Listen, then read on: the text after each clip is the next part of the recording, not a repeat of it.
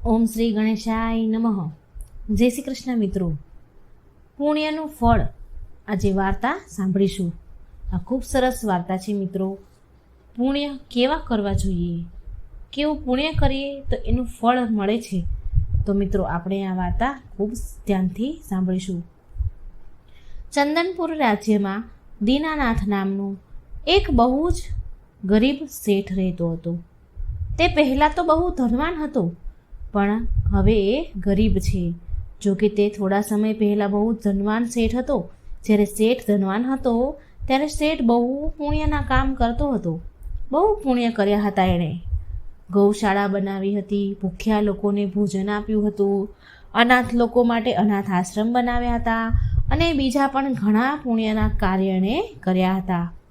પણ પછી જેમ જેમ સમય ગયો તેમ તેમ તે શેઠ ગરીબ બનતો ગયો, ગરીબ થઈ ગયો. એકવાર શેઠાણી બજારમાં કંઈક સામાન લેવા માટે ગઈ. ત્યારે શેઠાણીએ સાંભળ્યું કે રાજાના સૈનિકો કંઈક એલાન કરી રહ્યા છે. સૈનિકો બોલી રહ્યા હતા કે સાંભળો સાંભળો સાંભળો નગરવાસીઓ, રાજા વિક્રમજીતનો નગરવાસીઓ માટે આદેશ છે.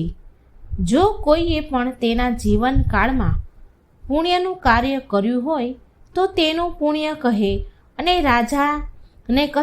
રાજા પાસેથી તેના પુણ્યના ફળ પ્રમાણે ઇનામ રાજા પાસેથી લઈ જાય. આ વાત શેઠાણીએ સાંભળી અને ત્યાં બજારમાં ઊભી વિચાર કરવા લાગી. શું રાજા પુણ્યના બદલામાં ઇનામ આપે છે?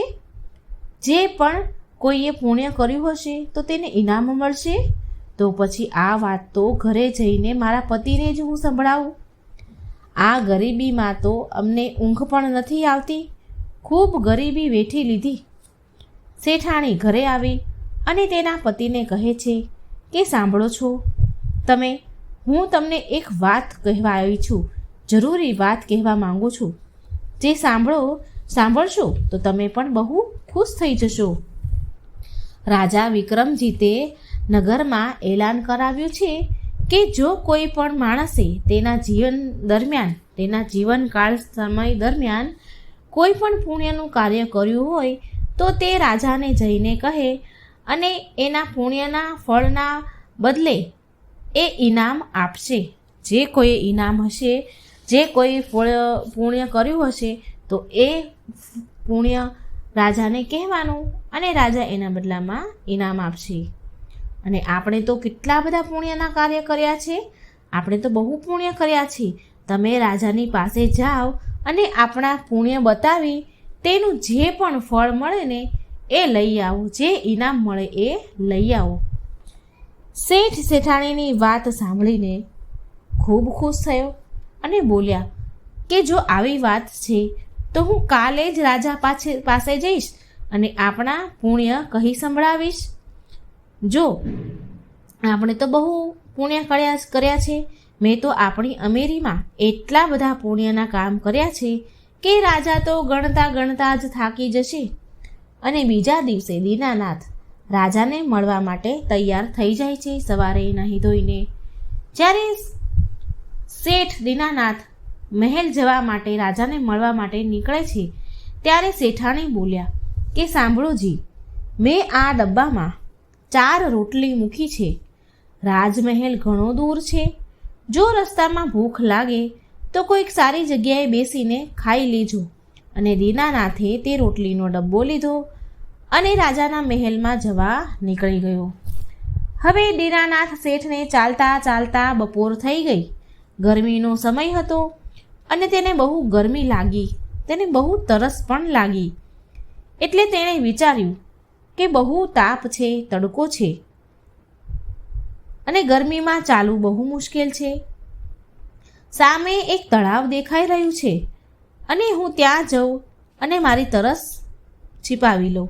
મને બહુ તરસ લાગી છે તો સામે તળાવમાં પાણી જઈને પી લઉં અને ત્યાં છાંયો પણ છે તો થોડીવાર બેસીને આરામ પણ કરી લઈશ અને બેસીને રોટલી પણ જમી લઈશ. દીનાનાથ તળાવ પાસે આવ્યા અને રોટલીનો ડબ્બો એક બાજુ મૂક્યો અને તળાવમાં હાથ પગ ધોવા લાગ્યા અને પાણી પીવા લાગ્યા. હાથ પગ ધોઈ પાણી પી અને દીનાનાથ ઝાડ પાસે આરામ કરવા છાયામાં બેઠા. અને એટલામાં તો એમને રોટલીનો ડબ્બો ખોલ્યો અને એટલામાં એક કૂતરું, જેને નાના નાના બચ્ચા થયા હતા, નાના નાના બચ્ચા લઈને ત્યાં પહોંચી ગયું. શેઠ હાથ મોં ધોઈને ઝાડ નીચે હજી બેઠા જ હતા તો કૂતરા તેના બચ્ચાને લઈને તેની પાસે આવ્યું અને પૂંછડી પટપટાવા લાગ્યું, હલાવા લાગ્યું, પ્રેમથી તેની સામે જોવા લાગ્યું.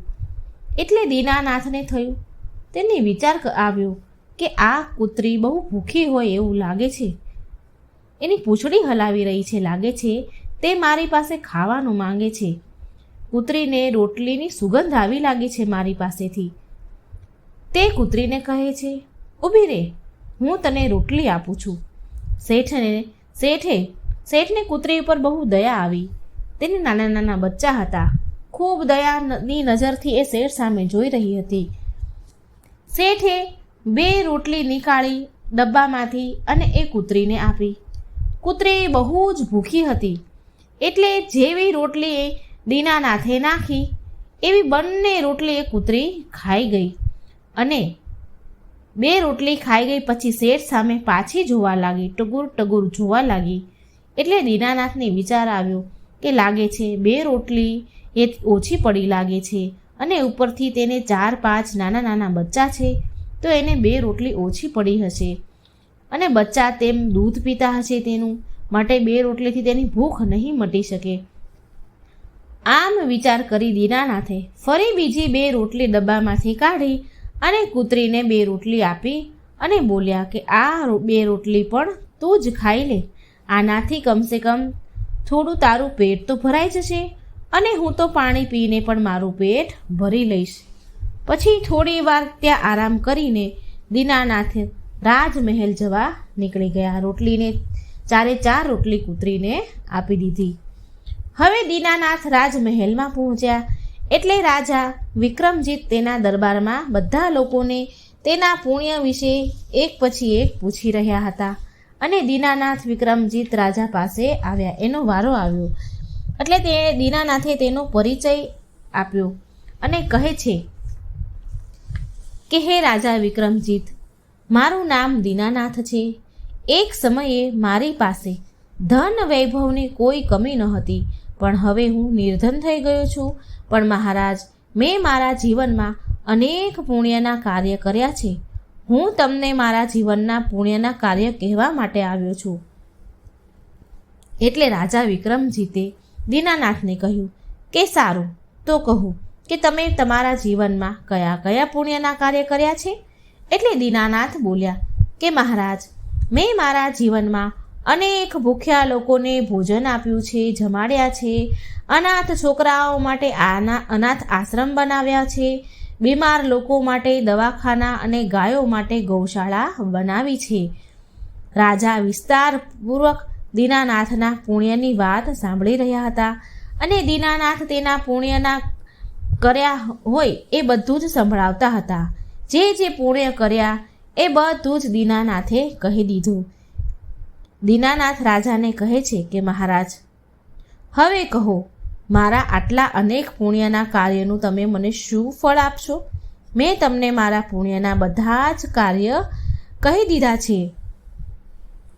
એટલે રાજા બોલ્યા કે શેઠ દીનાનાથ, તમે તમારા દ્વારા કરાયેલા પુણ્યના કામ ધ્યાનથી સાંભળ્યા મેં તો. તમારા આ પુણ્યના કાર્યનું મારી પાસે કોઈ ફળ નથી, કોઈ ઇનામ નથી. મેં તમને બીજું પણ, જો હજી તમને કોઈ બીજું પુણ્યનું કામ યાદ હોય તો કહો, કદાચ હું તમને એનું ફળ આપી શકું. એટલે દીનાનાથ બોલ્યા કે મહારાજ, મેં મારા દ્વારા કેટલા બધા પુણ્યના કાર્ય તમને કહી દીધા, તો પણ તમે મને એનું કોઈ ઇનામ ન આપ્યું, એનું કોઈ ફળ નથી આપી રહ્યા. તો હવે તમે મને શું આપશો? તો આગળના બીજા કાર્ય બતાવીને તમને મારે શું ફાયદો? મને આજ્ઞા આપો મહારાજ, હું અહીંથી જાઉં છું. જ્યારે શેઠ પાછો મહેલમાંથી નીકળી રહ્યો હતો ત્યારે રાજાનો એક સૈનિક રાજા પાસે કાનમાં આવીને કંઈક કહેવા લાગ્યો. એટલે રાજાએ શેઠને ફરી બૂમ પાડી અને ફરી પાછો દીનાનાથને બોલાવ્યો. શેઠ દીનાનાથ ઊભા રહો. આજે સવારે તમે એક પુણ્યનું કાર્ય કર્યું હતું તે તો તમે મને કહ્યું જ નહીં. દીનાનાથ વિચાર કરે છે કે આજે સવારે તો મેં કોઈ પુણ્યનું કાર્ય નથી કર્યું, તો પછી તમે કયા પુણ્યની વાત કરો છો? દીનાનાથ રાજાને કહે છે કે મહારાજ, મેં તો સવારે કોઈ પુણ્યનું કાર્ય નથી કર્યું. તમે કયા પુણ્યની વાત કરો છો? મને કંઈ યાદ નથી. એટલે રાજા દીનાનાથે કહ્યું કે આજે સવારે તમે એક ભૂખી કૂતરી હતી, તેને 4-5 બચ્ચા હતા. એ કૂતરીને તમે તમારા ભાગની 4 રોટલી ખવડાવી હતી, પરંતુ તમે એ પુણ્યકર્મને ભૂલી ગયા. તમારા હાથે કરેલા તે પુણ્યના ફળના બદલે તમારે જે માંગવું હોય તે માંગો. તમે જે કહેશો તમને મળશે. ત્યારે દીનાનાથ રાજાને કહે છે કે મહારાજ, મારા મનમાં એક પ્રશ્ન છે જે હું જાણવા માંગુ છું કે મારા હાથેથી કરેલા પાછળના કેટલા બધા પુણ્ય મેં તમને કીધા. મોટા મોટા આશ્રમો બનાવ્યા, હોસ્પિટલો બનાવી, કેટલા બધા પુણ્યના કાર્ય મેં તમને કીધા, તો એનું કોઈ મૂલ્ય નથી. તો પછી મેં જે કૂતરીને ખવડાવેલી 4 રોટલી હતી, તો એ પુણ્યનું ફળ તમે મને એક જ એ પુણ્યનું ફળ કેમ આપો છો? રાજા બોલ્યા કે હે શેઠ, જે પુણ્ય તમે યાદ રાખ્યા ને ગણીને લોકોને બતાવી દીધા, તે બધા જ પુણ્ય બેકાર છે. જે પુણ્ય તમે યાદ રાખો છો એ બેકાર છે, કારણ કે દીનાનાથ, તમારા અંદર મેં કર્યું એ ભાવના બોલી રહી હતી કે મેં પુણ્ય કર્યા. આ ભાવના તમારી અંદર હતી, આ અહમ તમારી અંદર હતો, એટલે તમારા અંદર હું પણ આવી ગયું. મેં કર્યું એ ભાવનાથી તમારા બધા પુણ્ય વ્યર્થ થઈ ગયા. જે સેવા સંભળાવીને કરવામાં આવે તો તે સેવા શું કામની? પરંતુ તમે સવારે રસ્તામાં કૂતરીને 4 રોટલી ખવડાવી, તે તમારી સૌથી મોટી સેવા છે, અને તેના બદલામાં તમે જો મારું આખું એ રાજ્ય પણ માંગી લેશો ને તો એ ઓછું છે. આ સાંભળી દીનાનાથ બોલ્યા કે મહારાજ, હવે મને સમજાયું કે કોઈ પણ પુણ્ય કહીને કે સંભળાવીને ન કરવું જોઈએ. સેવા પણ કરીને કોઈને કહેવી નહીં. અને જો આપણે કોઈને દાન આપીએ તો તેને આપીને ભૂલી જવું જોઈએ. આપણે દાન અને મદદ નિસ્વાર્થ ભાવથી કરવી જોઈએ. શેઠ દીનાનાથને એ વાત સમજમાં આવી ગઈ કે જે સેવા દાન પુણ્ય કોઈને બતાવ્યા જતાવ્યા વગર કરવામાં આવે તો તે અસલ રૂપમાં સેવા અને દાન કહેવાય છે. ઢંઢેરો પીટીને કરવામાં આવેલા દાન પુણ્ય કોનું કોઈ ફળ હોતું નથી. રાજા વિક્રમજીતે શેઠને બહુ બધું ધન આપીને વિદાય કર્યા, અને એ દિવસ પછી દીનાનાથના ગરીબીના દિવસ દૂર થઈ જાય છે અને પરોપકારના રસ્તે ચાલે છે અને તેની પત્નીની સાથે ખુશી ખુશી જીવન જીવે છે. તો મિત્રો, આ હતી પુણ્યના ફળની વાર્તા. તો હું આશા રાખું છું કે આ વાર્તામાં તમને ઘણું બધું સમજમાં આવ્યું હશે. જો મારો વિડીયો સારો લાગે તો લાઈક કરજો, શેર કરજો અને મારી ચેનલને સબસ્ક્રાઈબ જરૂર કરજો. વાર્તાનું નામ છે પાપ પુણ્ય. ખૂબ પ્રેરણાદાયક વાર્તા છે, પૂરી ધ્યાનથી સાંભળજો. રામપુર નામનું એક ગામ હતું. એ ગામમાં એક બલ્લુ નામનો એક ચોર રહેતો. તે ચોર તેના પરિવાર સાથે રહેતો. તેની પત્ની હતી, 2 બાળકો હતા અને એકેના પિતાજી. તે ચોર જંગલના રસ્તા પરથી જે લોકો ગુજરે, સુમસામ રસ્તા પરથી, તેને લૂંટવાનું તેનું કામ હતું. ચોરી ડકેતી કરતો.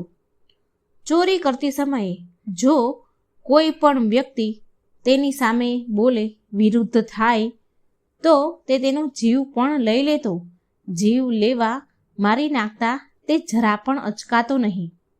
એક દિવસ સવારે તેની પત્ની, જેનું નામ સરિતા હતું, તે બોલી કે તમે હમણાં 3-4 દિવસથી ક્યાંય ગયા નહીં, ધન મળ્યું નથી, તમે ચોરી કરવા ગયા નથી, તમે જલ્દી જાઓ, મુસાફરીઓનો જંગલમાંથી પસાર થવાનો સમય થઈ ગયો છે, પછી બપોર